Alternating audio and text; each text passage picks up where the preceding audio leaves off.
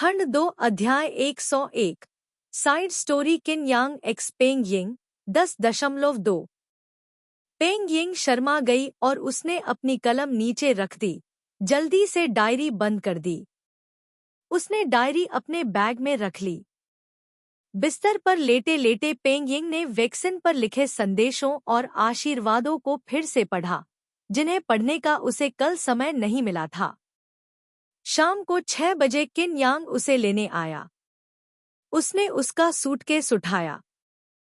पेंग Ying ने उससे कहा, मैंने यह सूटकेस 12वीं कक्षा की गर्मियों की छुट्टियों में खरीदा था। बहुत समय हो गया है ना? टैन डांग ने उसकी ओर देखा। उसके चेहरे पर उदासी थी। वह मुस्कुराया। लगभग 10 साल, है ना? बंग ओआने ने सिर हिलाया। हाँ, यह अभी तक नहीं टूटा है। वह चीजों को बहुत संभाल कर रखती है। ऐसी कई चीजें हैं जो कभी नहीं टूटती। टैन डोंग उसका हाथ पकड़ता है और मुस्कुराता है। क्या आप बाद में मेरे लिए एक नया खरीद सकते हैं? कोई जरूरत नहीं, यह ठीक है। इसके अलावा वह अक्सर सूटकेस का इस्तेमाल नहीं करती थी, और अगर वह उन्हें खरीद भी लेती तो वे धूल जमा कर देते। पेंग यिंग खरीदारी के बारे में बहुत उत्साही नहीं थी। वह सब्जियां और मांस खरीदना पसंद करती थी। उसके लिए मॉल जाना खाद्य बाजार जाने जितना मजेदार नहीं था। लेकिन वह किन यांग को ये बातें नहीं बताती थी। उसे डर था कि वह उसे बहुत उबाऊ पाएगा। वह कई रहस्यों वाली लड़की भी थी। उदाहरण के लिए, उसका गुप्त प्रेम, उसकी डायरी। किन यांग ने उसकी ओर देखा। जब हनीमून का समय आएगा तो मुझे एक नई खरीदनी होगी। बंग ओआना अचंभित रह गई। उसने अपना सिर झुकाया और मुस्कुराई। हाँ। पेंग यिंग के माता पिता ने उन दोनों को दरवाजे तक छोड़ा। किन यांग ने उनकी ओर देखा। कल रात तुम और पेंग यिंग अपने माता पिता के साथ डिनर करने आओगे। माँ पेंग मुस्कुराई। यह अच्छी बात है। पेंग यिंग ने किन यांग की बाह पकड़ी और वे दोनों साथ साथ नीचे चले गए। जब वे ठीक 7 बजे किन यांग के घर पहुंचे तो किन की माँ ने सूप निकाला और खाना शुरू कर दिया। खाने के दौरान किन की माँ ने पेंग यिंग से पूछा कि क्या उसकी शादी के लिए कोई मांग है। पेंग यिंग का छोटा सा चेहरा लाल हो गया। मेरी कोई मांग नहीं है, बस कुछ सरल ही ठीक है। किन के माता पिता ने एक दूसरे को संतुष्टि से देखा। यह बहू बहुत अच्छी है। हालांकि उनके परिवार में केवल यह बेटा है और पेंग यिंग एक अच्छी लड़की है। भले ही उनका परिवार अमीर नहीं है, फिर भी वे एक भव्य शादी का आयोजन करने में पूरी तरह सक्षम हैं। वे जो भी खर्च करना चाहते हैं करेंगे और वे बिल्कुल भी संकोच नहीं करेंगे। किन यांग ने अपनी माँ की ओर देखा। माँ, आपको मेरी सास से इस बारे में बात करनी चाहिए। मैं आप दोनों के लिए शादी का आयोजन करने के लिए एक कंपनी ढूंढूंगा। मदर टैन मुस्कुराई। ठीक है, इसे मुझ पर छोड़ दो। तुम दोनों निश्चिंत रहो। मदर टैन को पोता पोती की चाहत थी और वह जल्दी ही शादी करना चाहती थी। लेकिन उनका मानना था कि शाही कैलेंडर के अनुसार केवल अक्टूबर का अंत ही इसके लिए अच्छा दिन था, इसलिए उन्हें इसे स्थगित करना पड़ा। अभी कुछ महीने बाकी हैं, बहुत समय है। तैयारी के लिए अपना समय निकालो। किन यांग एक कठोर व्यक्ति है और उसका काम व्यस्त है। जाहिर है उसके पास इसकी देखभाल करने का समय नहीं है। पेंग यिंग आज्ञाकारी रूप से सुनता है। यह मामला दोनों परिवारों के माता पिता के लिए छोड़ना सबसे उचित है। रात के खाने के बाद पेंग यिंग बर्तन धोने जा रही थी, लेकिन किन की माँ ने उसे रोक दिया। इसे मत छुओ। हमारे घर में बर्तन धोना एक आदमी का काम है, बस उन दोनों को धोने दो। तान डोंग ने बर्तन धोने का काम अपने हाथ में ले लिया और मुस्कुराते हुए बंग ओआन की ओर देखा। पत्नी, क्या तुमने सुना? अपने माता पिता के साथ फिल्म देखने जाओ। पेंग यिंग। तभी उसे एहसास हुआ कि कल पंजीकरण के बाद भी उसने उसे संबोधित करने का तरीका नहीं बदला था। पेंग यिंग शर्मा गई जब उसने किन के माता पिता की ओर देखा और फुसफुसाते हुए कहा, पिताजी, माँ, चलो टीवी देखते हैं। किन के माता पिता दंग रह गए। हाँ, वे एक दूसरे को संबोधित करने के तरीके को बदलना भी भूल गए। दोनों ने पेंग यिंग को देखा और इत्मीनान से मुस्कुराए। अच्छा लड़का। पेंग यिंग शर्मा गई और उसने किन की माँ की बाह पकड़ ली। किन की माँ को यह छोटा पेंग यिंग बहुत पसंद था। किन यांग इतने सालों से अकेला था और उसे हमेशा चिंता रहती थी कि उसे पत्नी नहीं मिलेगी। अब यह अच्छा है, पेंग यिंग आ गई है। किन यांग ने बर्तन धोना समाप्त किया और पेंग यिंग के बगल में बैठ गया। जब उसके माता पिता ध्यान नहीं दे रहे थे तो उसने उसके कान में फुसफुसाया, क्या तुम थक गई हो, पेंग यिंग? अभी भी ठीक हूँ। तान डोंग ने फिर कहा, अगर आप थक गए हैं तो चलो जल्दी घर चलें, उन्हें भी अपना सामान पैक करना होगा। पेंग यिंग ने अपना सिर हिलाया। मदर किन ने देखा, तुम्हारे बच्चे, तुमने अभी तक अपना सामान पैक नहीं किया है। बंग ओआनही ने अपने होंठ काटे, अपना सिर उठाकर उसकी ओर देखा। क्या मैं आपकी मदद कर सकती हूँ? उसके पास ज्यादा सामान नहीं था, बस कुछ कपड़े और रोजमर्रा की जरूरत की चीजें पैक कर लो, बाकी बाद में ट्रांसफर कर सकते थे। पुरुषों का कमरा बहुत ही साधारण था, एक मेज, एक अलमारी, एक बिस्तर और कुछ नहीं। किन यांग ने अपने पहनने के लिए जरूरी कपड़े बिस्तर पर फेंक दिए। पेंग यिंग ने जल्दी से कपड़ों को मोड़ा। उन दोनों ने काम बांट लिया और कुछ ही समय में उन्होंने कपड़ों को व्यवस्थित करना समाप्त कर दिया। फिर किन यांग ने अंडरवियर और मोज़ों को एक ढेर में डाल दिया। पेंग यिंग, उसका चेहरा लाल हो गया। उन्हें ऐसे इधर उधर मत फेंको, ठीक है? किन यांग, उसने उसे धीरे से पुकारा। आप अंडरवियर और मोजे एक साथ नहीं पहन सकते। खांसी, मुझे पता है, मैं उन्हें एक साथ नहीं पहनता। टैन डांग ने अपनी नाक को छुआ, जल्दी से अपने अंडरवियर और मोजे उतार दिए। मुझे करने दो, तुम्हें मदद की जरूरत नहीं है। पेंग यिंग थोड़ी शर्मिंदा थी, लेकिन फिर भी उसने उसके लिए व्यवस्था कर दी, क्योंकि वह उसकी पत्नी थी। भविष्य में उसे कुछ चीजों में उसकी मदद करनी होगी। अगर वह कुछ गलत करता है तो उसे याद दिलाना होगा। किन यांग को लापरवाह होने की आदत थी, उसे वास्तव में इतनी परवाह नहीं थी।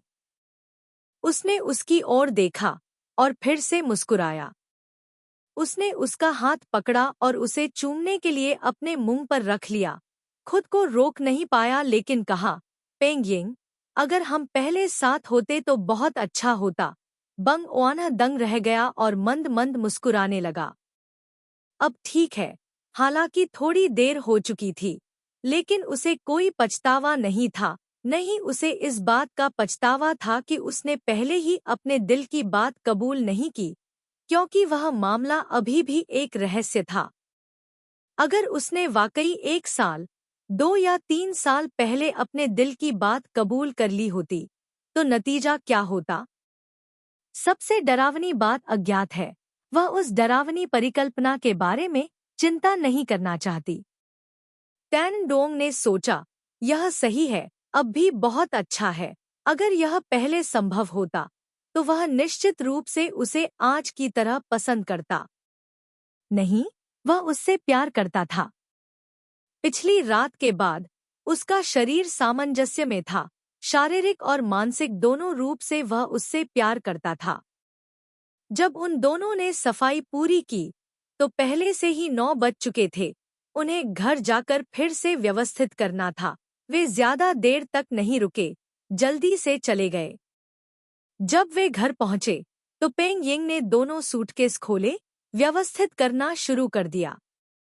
किन यांग उसकी आज्ञा सुनते हुए उसके बगल में खड़ा था। उसने उसे जो भी करना था करने के लिए कहा। उन दोनों ने बहुत अच्छी तरह से सहयोग किया। जल्दी और साफ सुथरे ढंग से इसे खत्म करने में आधे घंटे से भी कम समय लगा। किन यांग ने उसे गले लगाया और बिस्तर पर बैठ गया। फिर से पूछा, क्या तुम थक गई हो? पेंग यिंग शर्मा गई और धीरे से डांटते हुए बोली, किन यांग, गुंडागर्दी मत करो। किन यांग।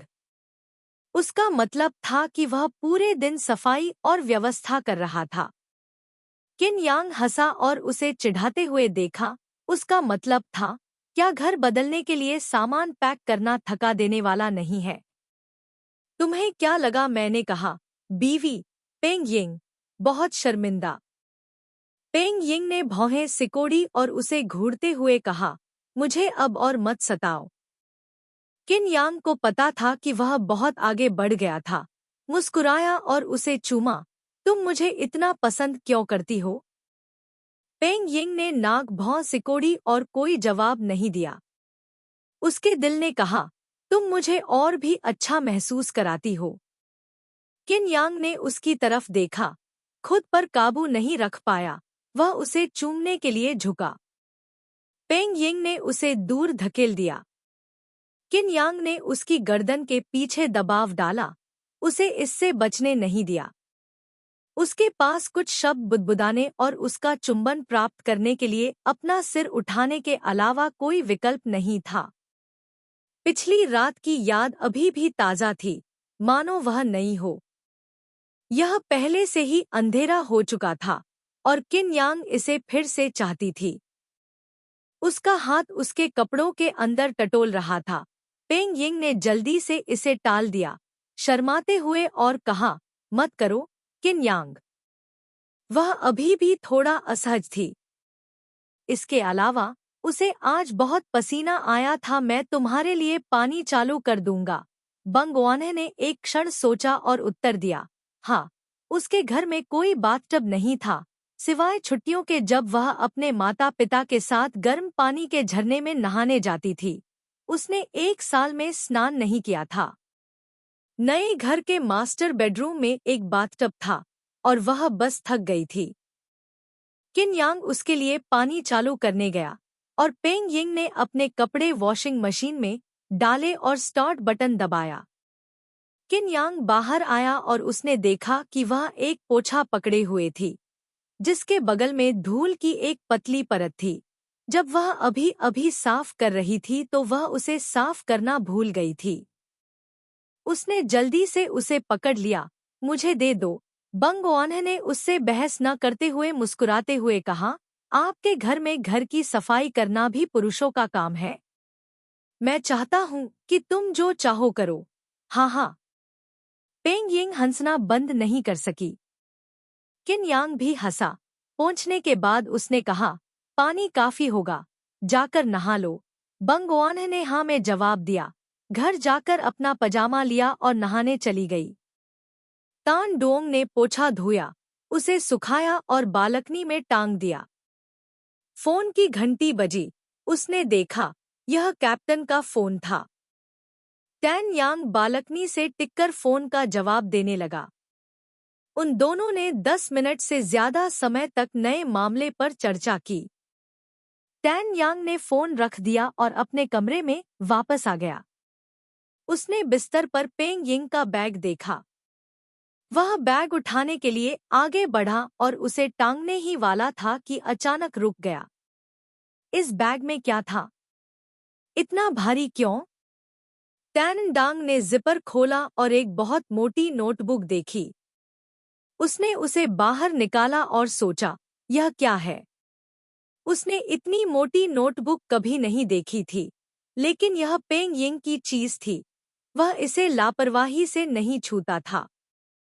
जैसे ही वह इसे पीछे छोड़ने वाला था, बाथरूम का दरवाजा थोड़ा सा खुला। पेंग यिंग ने एक टपकता हुआ सिर दिखाया। उसका चेहरा लाल हो गया। किन यांग, तौलिया बालकनी पर लटका हुआ था। मैं इसे अंदर लाना भूल गई। दोपहर में उसने तौलिया बालकनी पर लटका दिया। अप्रत्याशित रूप से भूल गई। थोड़ी देर तक संघर्ष करने के बाद उसने किन यांग से मदद मांगने का फैसला किया।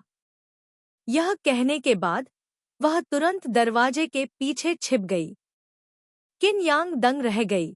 उसने नोटबुक और हैंडबैग को बिस्तर पर रखते हुए मुस्कुराते हुए कहा।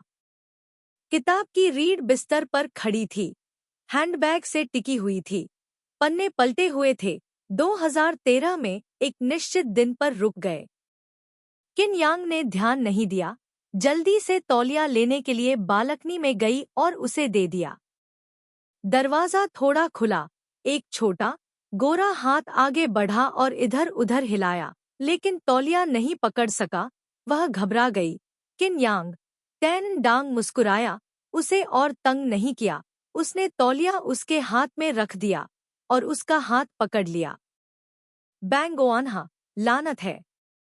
उसके हाथ और तौलिया दोनों कसकर पकड़े गए थे, जिन्हें पीछे नहीं खींचा जा सकता था, जिससे वह बहुत घबरा गई थी। तान डोंग, चालाकी मत करो। प्रिय, दरवाजा खोलो और मुझे अंदर आने दो। टैन डांग वास्तव में अंदर जाना चाहता था।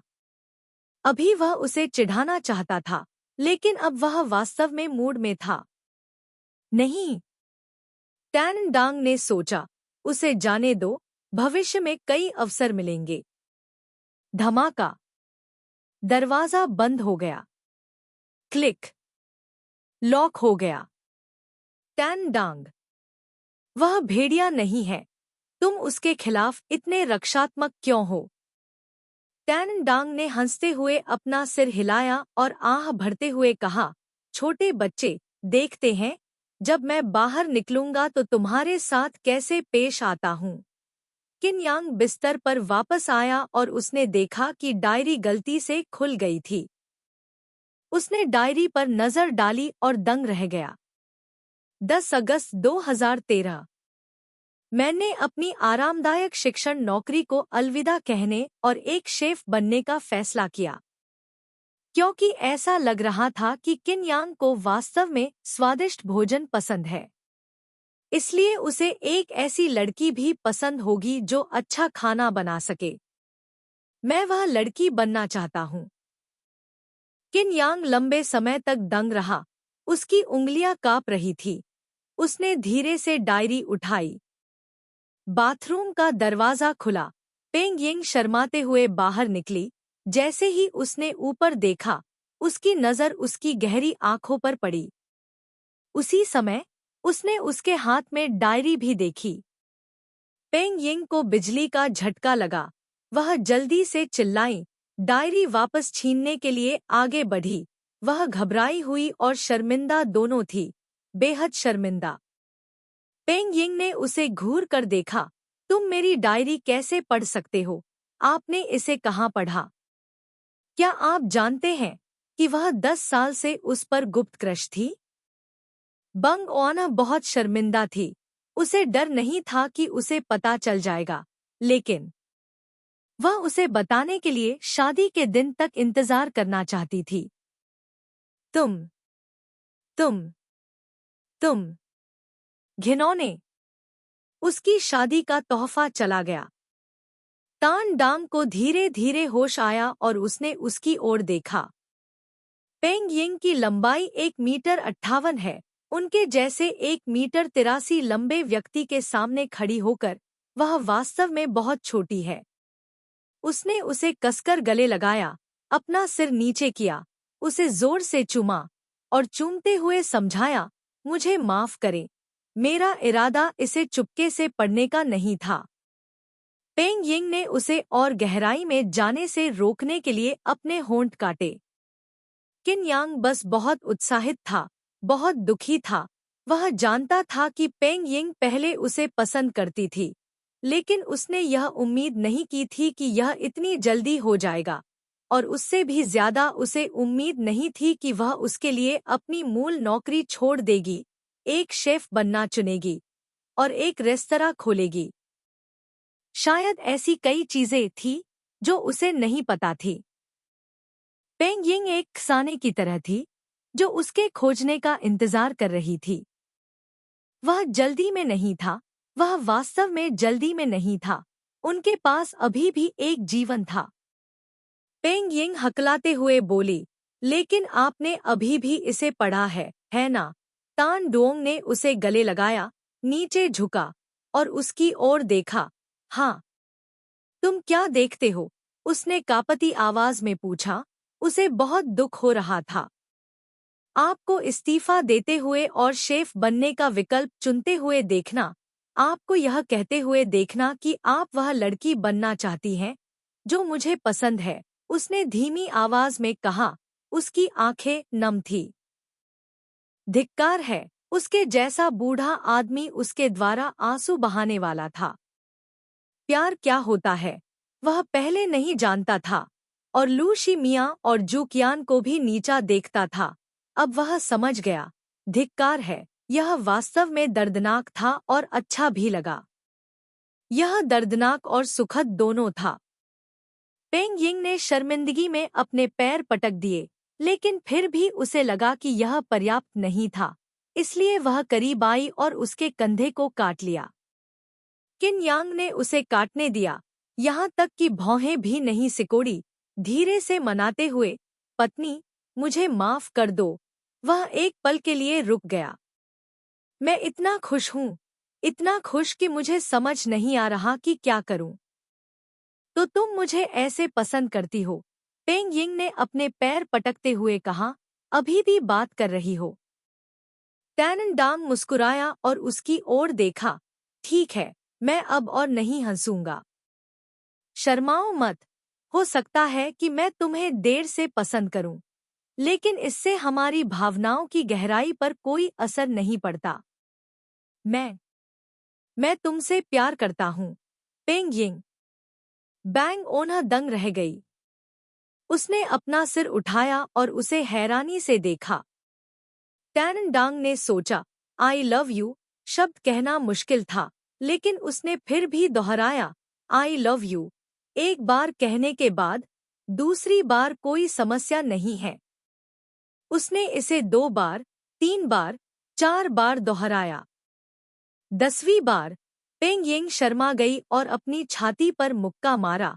इसे फिर से मत कहो, किन यांग। मुझे पता है। मुझे पता है कि तुम मुझसे प्यार करते हो। मैं भी तुमसे प्यार करता हूँ, किन यांग।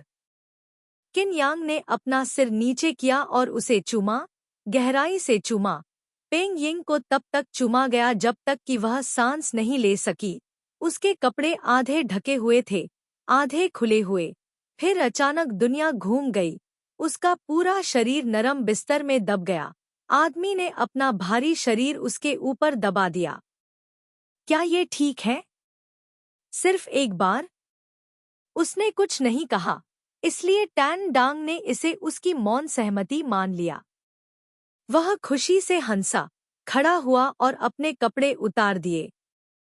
बंद करो। लाइट बंद करो। ठीक है। एक और आकर्षक रात। अंत में किन यांग उसे बाथरूम में ले गया। पेंग यिंग शर्मिंदा थी और खुद नहाना चाहती थी। किन यांग के पास उसे खुद नहलाने के अलावा कोई विकल्प नहीं था और वह बाहर चला गया। उन दोनों का एक साथ नहाना बहुत अच्छा था और इससे बिजली और पानी की भी बचत हुई। अगली बार वह निश्चित रूप से पेंग यिंग को उसके साथ नहाने के लिए राजी करेगा। 10 मिनट बाद वे दोनों बिस्तर पर लेटे हुए थे। किन यांग ने बेशर्मी से उसकी डायरी पढ़ने के लिए कहा। आमतौर पर सौम्य और कमजोर पेंग यिंग ने अब किसी भी तरह से मना कर दिया। नहीं, नहीं, किन यांग। मेरे लिए इसे मुश्किल मत बनाओ। उसके लिए एक पेज पढ़ना पहले से ही काफी शर्मनाक था, पूरी चीज पढ़ना असंभव। किन यांग गंदी चाल चलने में सबसे अच्छा था। उसने मोलभाव करना जारी रखा, वाकई अनुमति नहीं है। मैं सचमुच इसे पढ़ना चाहता हूँ। पेंग यिंग, नहीं। तान डोंग, 3 पृष्ठ। पेंग यिंग, नहीं। तान डोंग, 2 पृष्ठ। पेंग यिंग, नहीं। किन यांग, 1 पेज, ठीक रहेगा। पेंग यिंग। अंत में वह उसकी तरह दृढ़ नहीं हो सकी, इसलिए पेंग यिंग शर्मा गई और सहमत हो गई।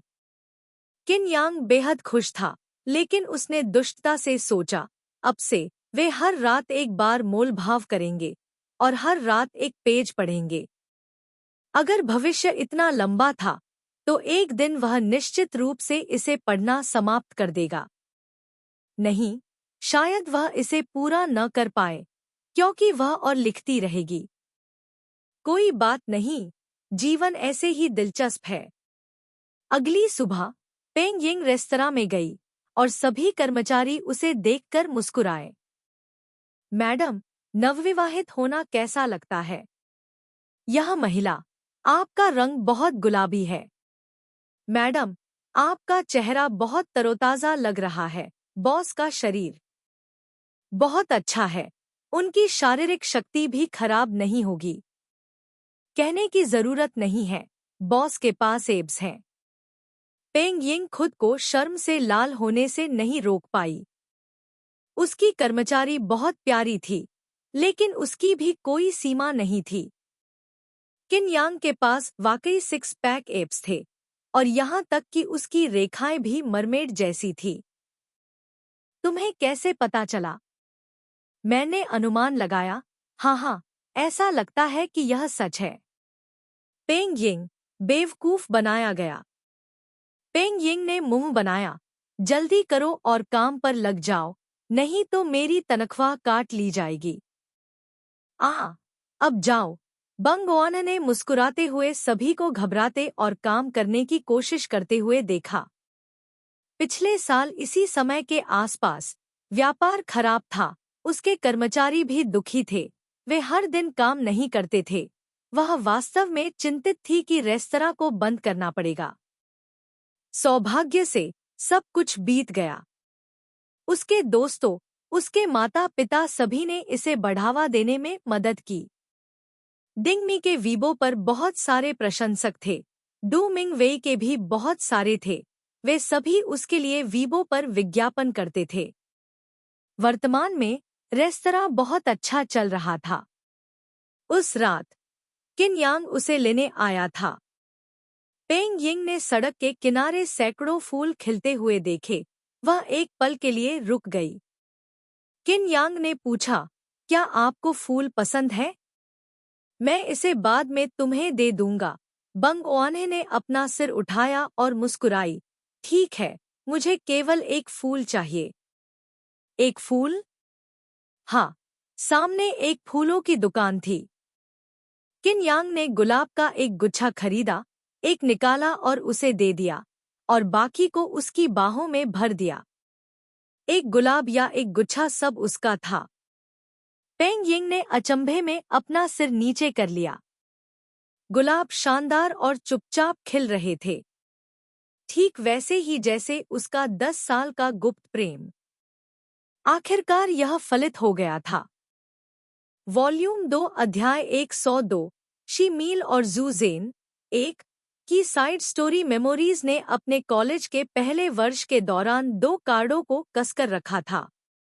इसके अलावा उसने ग्रीष्मकालीन ब्रेक के दौरान अंशकालिक रूप से काम करने के लिए पार्ट टाइम काम करने से जो पैसा कमाया, उसके पास 2 महीने के रहने का खर्च था।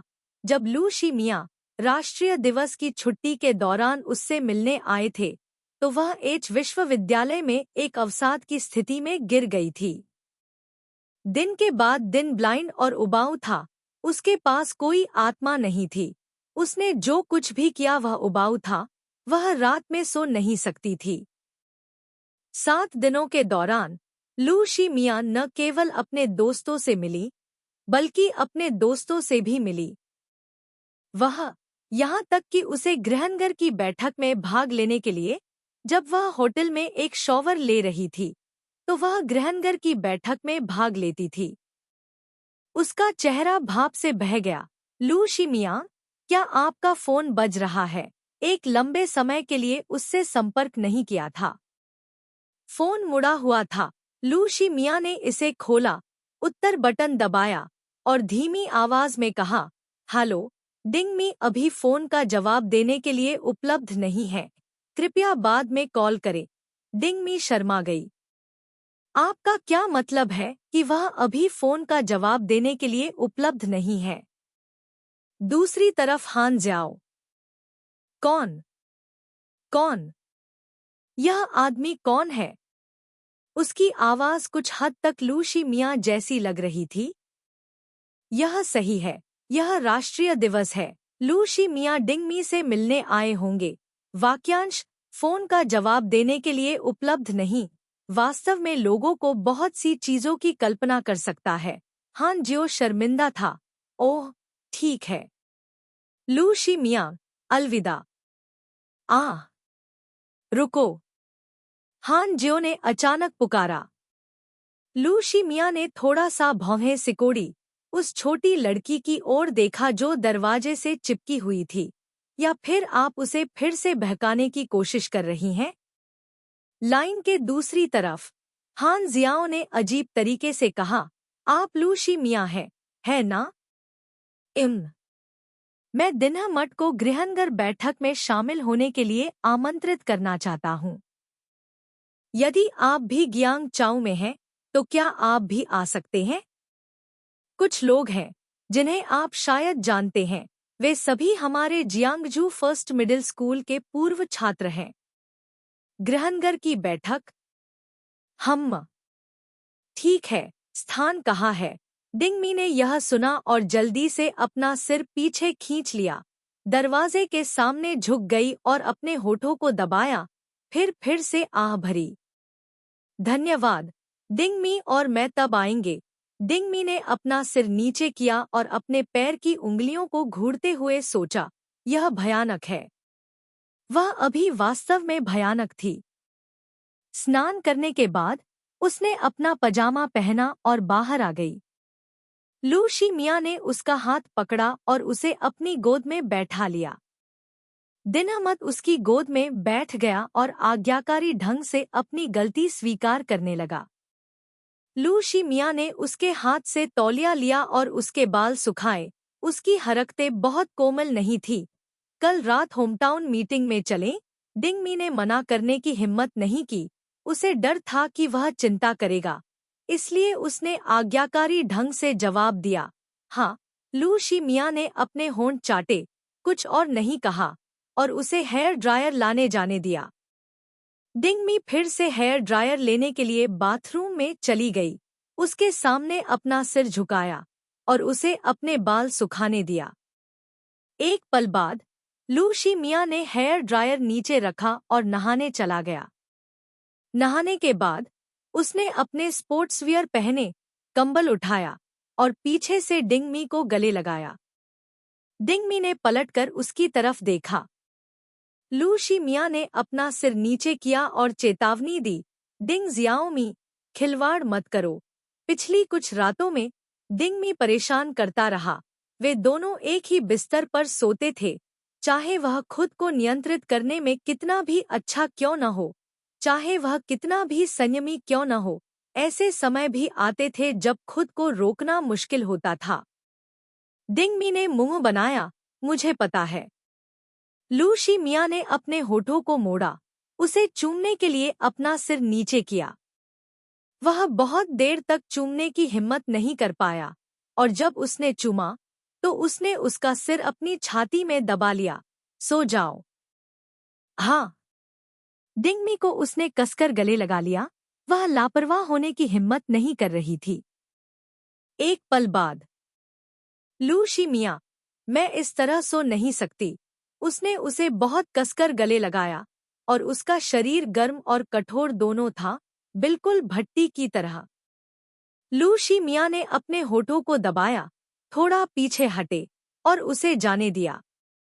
डिंग एमआई ने जल्दी से अपने आसन को समायोजित किया। उसे देखने के लिए उसके सिर को उठाया गया और वह उसे देख रहा था। बिस्तर पर एक गिलास पानी डाला, फिर कुछ और आइस क्यूब्स प्राप्त करने के लिए रेफ्रिजरेटर खोला और उन्हें कांच में डाल दिया। मैं मियाँ आया। वह अजीब तरह से सोती थी, अपनी आंखें बंद कर रही थी और लंबे समय तक सो नहीं रही थी। यह भी नहीं जानती थी कि लू शी मियाँ वापस कब लौटीं। वह उसके बगल में लेट गया और उसे गले लगा लिया। डिंग जियाओमी, क्या तुम सो रही हो? वह गहरी नींद में था। उसने अपने होंठ मोड़े और उसके बालों को चूमा। खंड 2 अध्याय 103 6 अक्टूबर की शाम को शी मील और दो की यादें।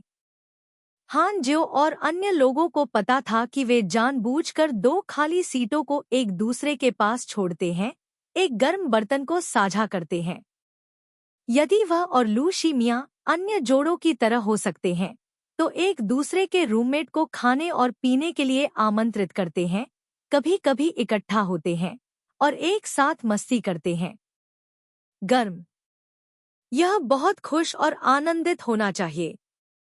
उसके घबराए हुए भाव को देखकर लू शी मियां को तुरंत पता चल गया कि वह फिर से बुरी चीजों के बारे में सोच रही है। उसने उसका हाथ रगड़ा। चलो चलें। उसने उसका हाथ पकड़ा और अंदर चला गया।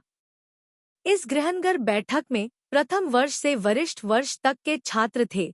कई लोग उन्हें जानते थे, भले ही वे उन्हें नहीं जानते थे। उन्होंने उनके बारे में सुना था। उत्कृष्ट युगल आ गया है। लू शी मियां, डिंग मी, इस तरफ। डिंग मी दंग रह गई। उत्कृष्ट युगल?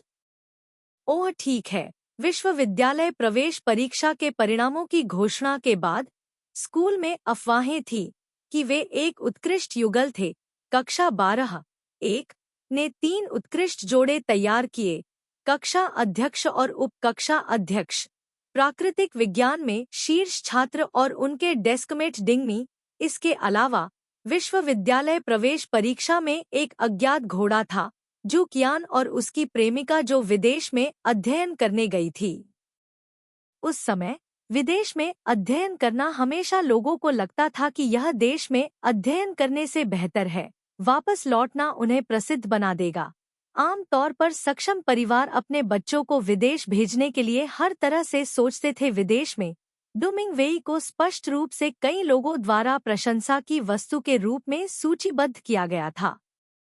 लेकिन कई लोगों को संदेह भी था, लू शी मियां विदेश क्यों नहीं गए? उनका परिवार बहुत अमीर था। स्कूल में बहुत गपशप होती थी। वे कई बार गुप्त रूप से इस पर चर्चा करते थे। डिंग मी के लिए क्या अफसोस की बात है। डिंग मी को अचानक कक्षा 12 के साल याद आ गए जो नरक की तरह लग रहे थे। सभी प्रयास व्यर्थ थे। उसका दिल असहज और नाराज दोनों था।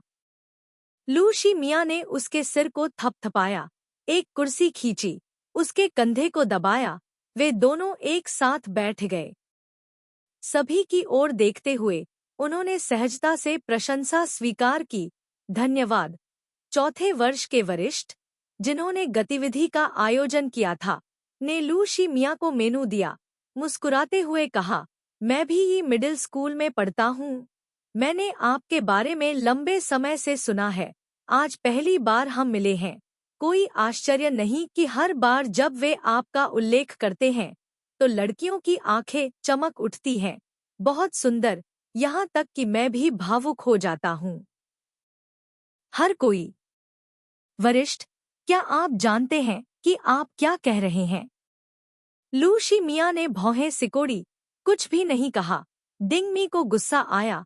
कहा, उसकी एक प्रेमिका है। वरिष्ठ, तो आपको पुरुष पसंद है? किसी ने कहा। हर कोई जोर से हंसा। वरिष्ठ ने खांसी की। उसका चेहरा कठोर हो गया।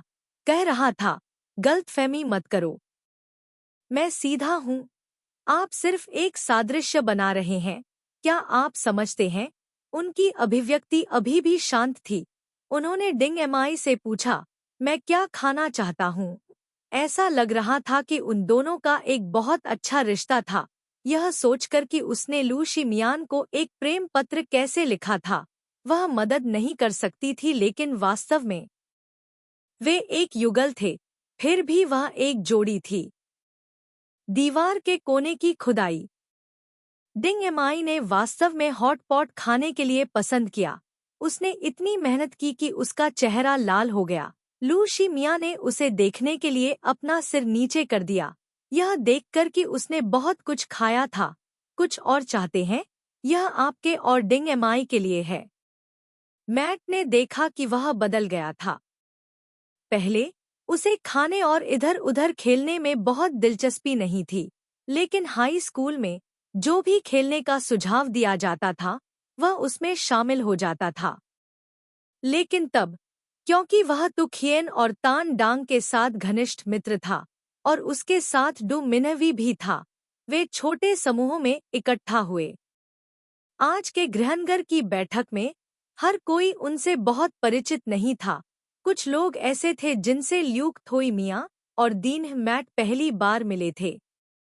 यदि यह सामान्य होता तो ल्यूक थोई मियाँ निश्चित रूप से भाग नहीं लेते। डिंगमी जानती थी कि लू शी मियाँ ने उसके लिए यह सब किया है। वह असहज और दोषी महसूस कर रही थी। डिंगमी ने मन ही मन यह तय कर लिया कि वह अब इस तरह से मना नहीं कर सकती। अगले दिन दोपहर को लू शी मियाँ ने डिंगमी के साथ लंच किया और वह एयरपोर्ट जाने वाली थी। अभी डिंगमी लू शी मियाँ पर बहुत ज्यादा निर्भर थी। कल से लेकर अब तक उसे हमेशा डर लगा रहता था कि उसे जाना पड़ेगा, और वह जाने के लिए और भी ज्यादा अनिच्छुक थी। लू शी मियाँ ने उसे विदा करने नहीं दिया। डिंगमी होटल के कमरे में बिस्तर पर बैठी उसे अपना सामान पैक करते हुए देख रही थी। उसकी आंखें लाल थीं। पहले उसे रोना पसंद नहीं था, अब वह कमजोर और रोती हुई थी। लू शी मियाँ ने अपना सिर उठाया और देखा कि वह अपने दांत पीस रही है, आंसू बह रहे हैं। उसने अपने होंठ भींचे। जैसे ही वह खड़ा हुआ, उसने खुद को उसकी बाहों में फेंक दिया, उसे कसकर गले लगा लिया। हूँ, लू शी मियाँ, मैं नहीं चाहती कि तुम जाओ। लू शी मियाँ का दिल टूट गया और उसे नहीं पता था कि क्या करना है। जब से कॉलेज प्रवेश परीक्षा की घटना हुई, जब भी उसने उसे रोते देखा, उसे नहीं पता था कि उसके साथ क्या करना है। उसने अपना हाथ उसके सिर को सहलाने के लिए उठाया, धीरे से मनाते हुए, अगले महीने जब मेरे पास समय होगा, मैं सप्ताहांत में फिर से तुमसे मिलने आऊंगा। ठीक है। डिंगमी ने घुटन महसूस की और अपना सिर हिलाया। यह बहुत परेशानी भरा था, बहुत दूर, आधे से ज्यादा देश। वह इधर उधर उड़ता नहीं रह सकता था। वह बस उसे बताना चाहती थी, मैं अच्छी तरह से रहूंगी, अच्छा खाऊंगी, खूब पढ़ाई करूंगी, समय पर सोऊंगी और ज्यादा दोस्त भी बनाऊंगी, ताकि तुम चिंता न करो। मैं कोशिश करूंगी। उसकी बाहों में लिपटी लड़की ने बोलते हुए सिसकियां ली। लू शी मियाँ का दिल दहल गया। उसकी आवाज कर्कश हो गई। अच्छा बनो। लू शी मियाँ ने उसकी ठोड़ी उठाई, अपना सिर नीचे किया और उसे चूमा। किसी भी अन्य लंबी दूरी के प्रेमी की तरह अलग होने के लिए अनिच्छुक, उनकी भावनाएं एक जैसी थी। डिंगमी ने अपनी आंखें बंद कर ली। वह एक बार और उसके लिए बहादुर हो सकती थी। नहीं, 2 बार, 3 बार। खंड 2 अध्याय 104 अतिरिक्त कहानी समय की यादें मी जू डू 3। लू शी मियाँ बीजिंग लौट आए।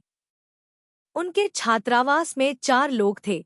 वह और जू कियान संयोग से एक कमरा साझा करते थे, अन्य 2 अन्य स्थानों से थे। सिवाय उसके जो शहर सी में गया था, अन्य 3 घर वापस नहीं आए। जैसे ही झांग वेई ने उसे देखा, उसने अपनी आवाज उठाई, अरे, भाई मियाँ वापस आ गए हैं।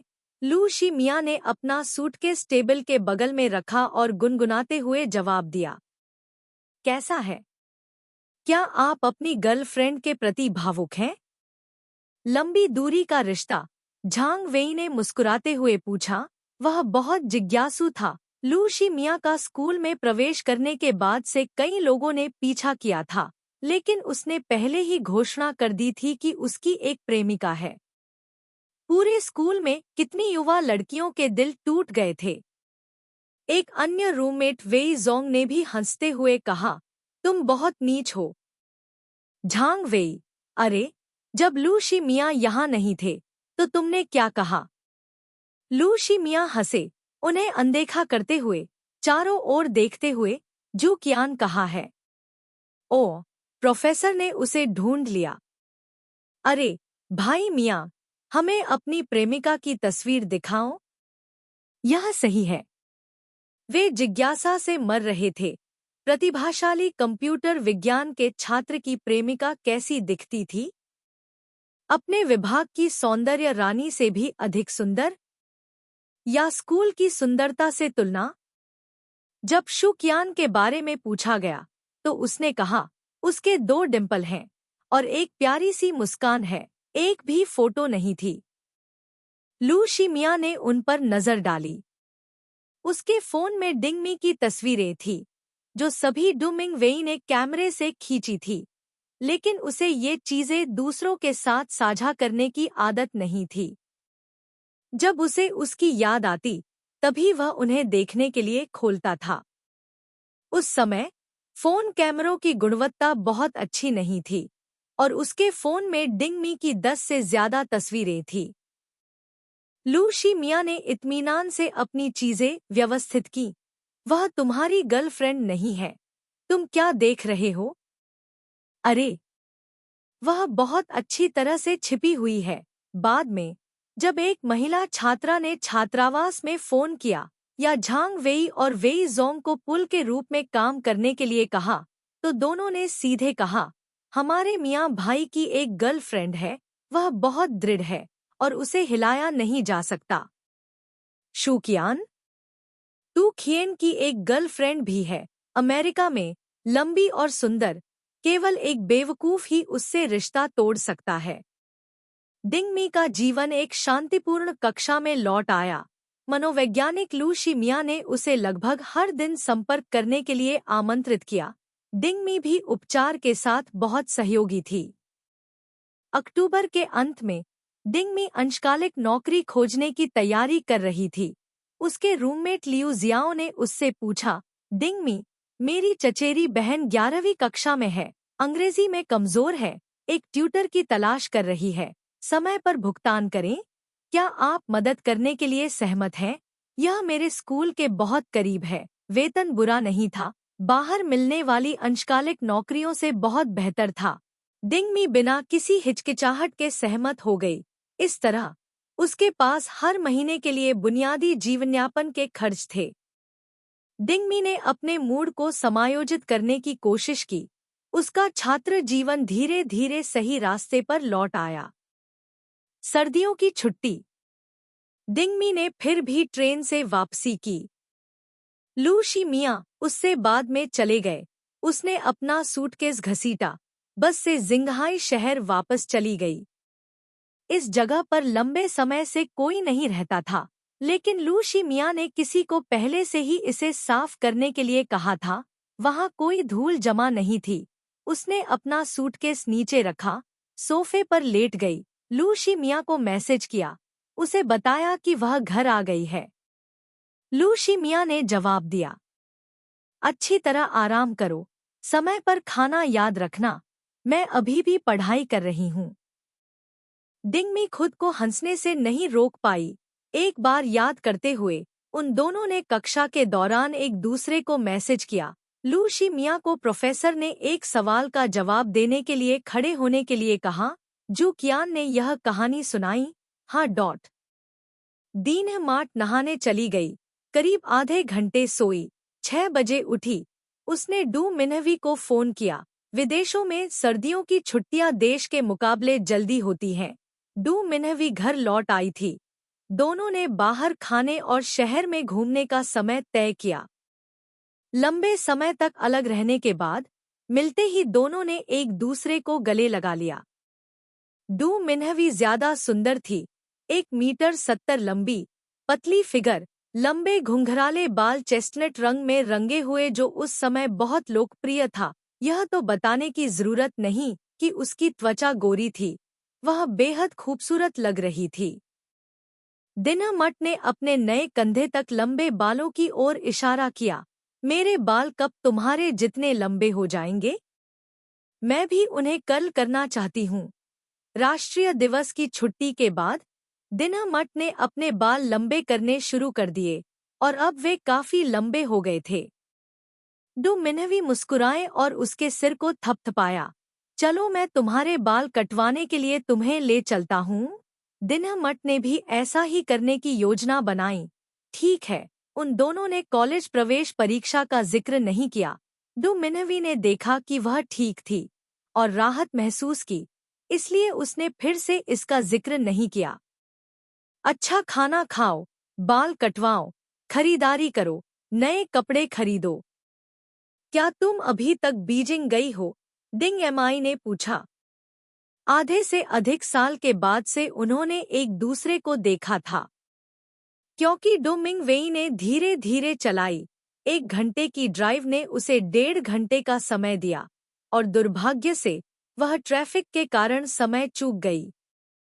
वी को अभी भी अपने बगल की कार को टक्कर मारने की तकनीक नहीं आई थी। जोरदार धमाके के साथ दोनों लड़कियां आश्चर्य में उछल पड़ी। दिना मत डर गई, हमने इसे टक्कर मार दी। डू मिनहवी भी थोड़ा डरी हुई थी। अगर तू खिएन को बाद में पता चला तो वह निश्चित रूप से उसे डांटेगा। उसने दिनहमत को दिलासा दिया, कोई बात नहीं। कार से बाहर निकलो और देखो क्या हो रहा है। The back of her car hit the door of the Mercedes-Benz next to her, leaving a dent. Du Ming-Wei reluctantly parked the car, thinking of a way to contact the car owner. Lu Shimia and Xu Qian were about to land. She had no choice but to put a piece of paper with their contact phone numbers on the car door handle. The two little girls hurriedly ran into the airport. Lu Shimia and Xu Qian were both wearing black coats, tall and tall, pulling their suitcases out. The young man was radiant, but also had a bit of a manly air, extremely attractive.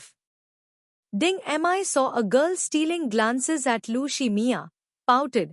Seeing him for so long became familiar. Her boyfriend was really, wherever he went, he attracted attention. Du Ming-Wei nervously pulled Ding Mi's hand. Am I pretty? Ding Mi smiled. Pretty.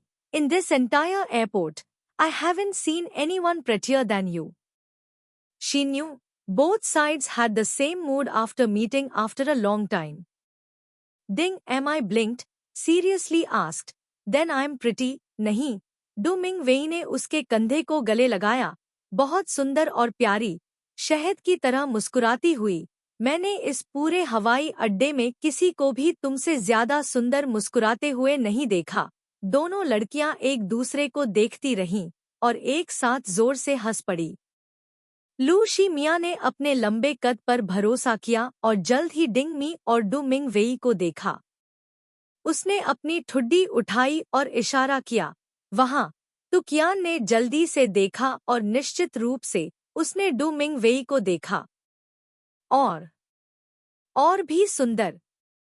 उस समय smartphone लोकप्रिय नहीं थे, नियमित phone video call नहीं कर सकते थे, सौभाग्य से कंप्यूटर कर सकते थे। जब समय था, लू शी-मिया और डिंग Mi कंप्यूटर पर वीडियो कॉल करते हैं। जो कियान और डू मिंगवेई एक लंबी दूरी के रिश्ते में थे, तो आम तौर पर बहुत महंगा था, इसलिए ज्यादातर समय उन्हें वीडियो कॉल पर भरोसा करना था, जो कि उन्हें हिरन में दिखाया गया था। ऊपर लहराते हुए, बहुत मूर्खतापूर्ण। एक दूसरे, डू मिंगवेई ने अपने होठों को काट दिया और मुस्कुराया, फिर दूर हो गया। जो कियान ने मुस्कुराते हुए, दोनों मूर्खतापूर्ण तरीके से मुस्कुराए, शायद इसलिए कि उन्होंने एक दूसरे को बहुत लंबे, युवा और अपरिपक्व के लिए नहीं देखा था, कम या ज्यादा अजीब। आपने इतने पश्चिमी पुरुषों को देखा है? डू मिंगवेई का दिल तेज हो रहा था और उसने तुरंत उसे मुक्का मारा, चुप रहो। ऐसा कहने के बाद वह मदद नहीं कर सकती थी, लेकिन वह जोर से हंस रही थी। उसे देखकर वह वास्तव में खुश थी। खुशी और खुशी की भावना उसके सीने से बाहर निकलने के बारे में लग रही थी। अचानक रेंज। मैंने अपनी कार के दरवाजे पर तुम्हारा फोन नंबर देखा। ओह, सॉरी। 1 मिनट रुको, मैं अभी आता हूँ। डू मिंगवेई ने जल्दी से जवाब दिया, कुछ और वाक्य कहे, फोन रख दिया और रोते हुए बोला, मैं अभी पार्किंग कर रहा था और मेरे बगल वाली कार को टक्कर मार दी। अब वे बुला रहे हैं। चलो वहां चलते हैं। उसकी कार का बीमा है, दूसरी कार का भी शायद है, लेकिन फिर भी इसे निपटाने की जरूरत है। तू खियन ने भौहें सिकोड़ी। इतनी बड़ी पार्किंग जगह है और फिर भी तुमने उसे टक्कर मार दी। इतने हुनर के बाद भी तुम हवाई अड्डे तक गाड़ी चलाने की हिम्मत रखते हो। क्या तुम अब और जीना नहीं चाहते? दो मिनहवी को लगा कि उसके साथ अन्याय हुआ है और उसने उसे घूर कर देखा। क्या तुम मुझे लेने नहीं आए थे? तुम गाड़ी तो बहुत अच्छी चलाती हो, बस पार्किंग में अच्छी नहीं हो। तू खियन, नहीं, हमने एक दूसरे को आखिरी बार देखे हुए बहुत समय हो गया है, हम बहस नहीं कर सकते। उसकी अभिव्यक्ति नरम हो गई उसे देखते हुए। ठीक है, ऐसा इसलिए है क्योंकि मैं बहुत चिंतित था। चलो, मैं तुम्हारे साथ वहां जाऊंगा। लू शी मिया ने डिंग एमआई को गले लगाया। चलो एक साथ चलते हैं। डू मिंग वेई ने उसे शर्मिंदा किया। अपनी कार को मारने के लिए क्षमा करें, मैं इस लड़की से संपर्क करूंगा। उसने डू मिंग वेई को देखा। उसके होठों के कोने पर मुस्कान कम नहीं हुई। जू कियान अनजाने में परेशान होकर उसने अपना बैग नीचे रखा, कागज का एक टुकड़ा और एक पेन निकाला, अपना नंबर लिखा। जब आप कार ठीक कर ले तो मुझसे संपर्क करें। उस आदमी ने उसकी तरफ देखा, हल्के से मुस्कुराया और कार ले ली। टू खियन ने सिर हिलाया। दो मिनहवी को अभी भी शर्मिंदगी महसूस हो रही थी और वह माफी मांगते हुए मुस्कुराया। उस आदमी ने जवाब दिया, ठीक है। वह मुस्कुराया, दरवाजा खोला, कार में बैठा और चला गया। टू खियन ने दो मिनहवी को देखा, वह व्यक्ति चला गया है। तुम अभी भी क्या देख रहे हो? Give me the key. Do Ming वेई pouted and handed him the key. Get in the car. Lu Shi Mia said, I'll take a taxi with Ding Mit back. Ding Mit quickly nodded, that's right. It was very difficult for the two of them to meet. She and he were no longer light bulbs. Du Ming Wei glared at her. It won't take long, get in the car quickly. Lu Shi Mia held Ding Mit in one hand, pulled the suitcase in the other, turned around and left, not even looking at Du Ming Wei. Tu Qian pulled Du Ming Wei back, lowered his head and smiled. Forget them, let's go. With Lu Shi Mia's personality, if he said he wouldn't sit, he wouldn't sit. Moreover, he also really wanted to be alone with her, missing her terribly. Du Ming Wei turned his head to glance at him, biting his lip. All right. The two of them got in the car. Tu Qian sat in the cockpit. Du Ming Wei sat in the passenger seat. The two of them were silent for a while. After all, it had been a long time since they had seen each other. It was both a bit strange and also यह एहसास इतना तीव्र था कि यह हिल गया और इतना नाजुक हो गया। डू मिंग वेई का दिल तेजी से धड़क रहा था, ठीक वैसे ही जैसे पहली बार साथ मिलने पर हुआ था। उसने उसे पुकारा, अरे, कुछ नहीं बोल रहा? या कुछ कर रहा है?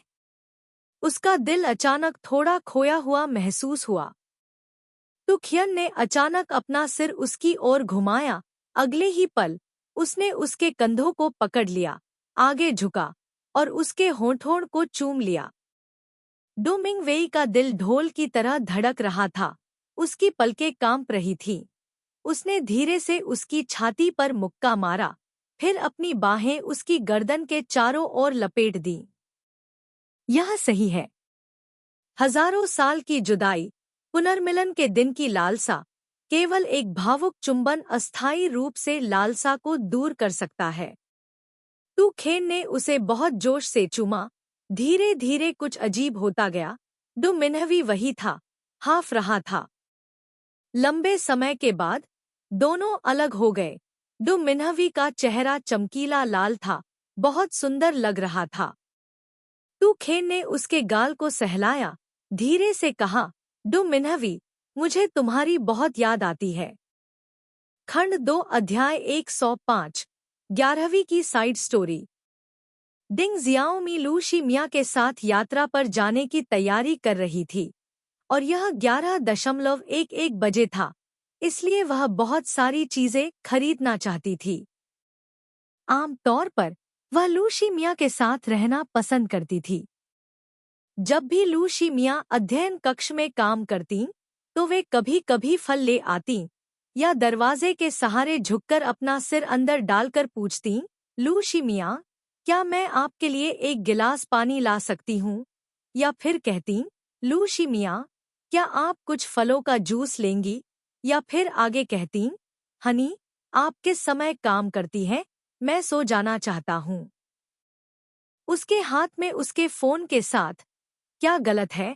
काट, थोड़ी देर के लिए मेरे साथ रहो, लगभग 12 बज गए हैं, मुझे शिकार पर जाना है, मुझे बाद में फोन मत करना। यह कहने के बाद वह खरगोश की तरह तेजी से गायब हो गया। ल्यूक थोई मिया, माँ वान एक अरबती और चीनी ई कॉमर्स व्यवसायी है। वह अलीबाबा ग्रुप के संस्थापक और कार्यकारी अध्यक्ष हैं, जो कि अत्यधिक सफल इंटरनेट आधारित व्यवसायों का परिवार है, जिसमें ताओबाओ, टीमॉल चीन की सबसे बड़ी ऑनलाइन शॉपिंग साइटें शामिल हैं। स्रोत विकी। Singles day. 11 नवंबर को मनाया जाने वाला यह उत्सव, जिसे चीन में सिंगल्स डे के नाम से भी जाना जाता है, अब अलीबाबा द्वारा शुरू किया गया दुनिया का सबसे बड़ा ऑनलाइन शॉपिंग उत्सव बन गया है। स्रोत विकी।